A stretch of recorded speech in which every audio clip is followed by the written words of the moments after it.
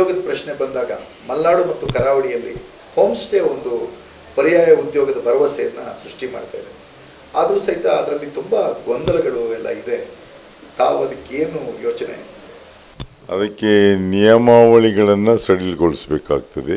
ಆದರೆ ಸರ್ಕಾರ ಸ್ವಲ್ಪ ಅದರ ಬಗ್ಗೆ ಗಮನವನ್ನು ಹರಿಸಬೇಕಾಗ್ತದೆ. ಸ್ವಲ್ಪ ಕಾನೂನಿನ ಚೌಕಟ್ಟಿನಲ್ಲಿ ಹೇಗೆ ಮಾಡೋದು, ಅದರಲ್ಲಿ ಯಾವ ಚಟುವಟಿಕೆ ನಡೆದಿದ್ದಾಗೆ ನೋಡುವಂಥದ್ದು ಭಾಳ ಅಗತ್ಯ ಇದೆ. ಅದರೊಟ್ಟಿಗೆ ಈ ಒಂದು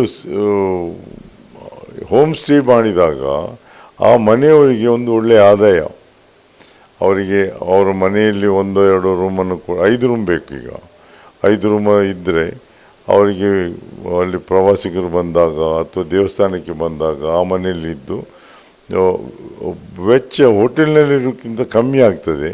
ಮನೆ ಊಟ ಸಿಕ್ಕಿದಾಗೂ ಆಗ್ತದೆ. ಐ ಥಿಂಕ್ ಅದನ್ನು ಸ್ವಲ್ಪ ಜಾಸ್ತಿ ಮಾಡಲಿಕ್ಕೆ ನಿಯಮಗಳನ್ನು ಸಡಿಲ ಮಾಡಿ ಅವಕಾಶ ಮಾಡಿಕೊಡ್ಬೇಕು ಅಂತ ನಾನೇ ಮಾಡಿದ್ದೆ. ನನ್ನ ಮನೆಯನ್ನೇ ಒಂದು ಬಾರಿ ಪ್ರಯತ್ನ ಮಾಡಿದೆ. ಆದರೆ ನಮ್ಮನೆಗೆ ಜನ ಬರೋದು ಜಾಸ್ತಿ, ಅದನ್ನು ಕಂಟಿನ್ಯೂ ಮಾಡಲಿಕ್ಕೆ ಆಗಲಿಲ್ಲ ನನಗೆ.